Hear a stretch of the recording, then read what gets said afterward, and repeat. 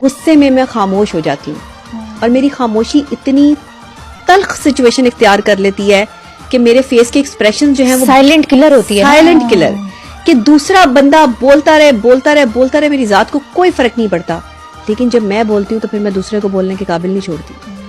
तो इसलिए मैं लोगों को कहती हूँ कि एहतियात करें।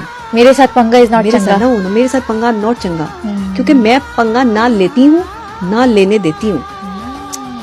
ये मुझे अपनी क्वालिटी बहुत बेहतर लगती है। जिसने मेरे साथ पंगा लिया उसको फिर पता चला 7 नस्लें भुगतेंगी।